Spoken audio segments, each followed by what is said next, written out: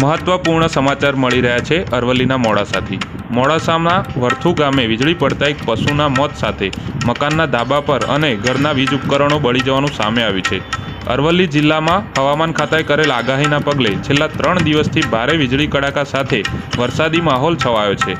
ત્યારે મોડાસાના વર્થુ ગામે વીજળી પડતા એક પશુનું મોત નીપજ્યું છે, સાથે ઘરના ધાબા પર મોટો ખાડો અને વીજળી પડતા ઘરના વીજ ઉપકરણો બળી જતા વર્થુ ગામના વિનોદભાઈ પટેલને નુકસાની ભોગવવાનો વારો આવે છે। વૈભવ રાઠોડ, અરવલ્લી ન્યૂઝ, મોડાસા।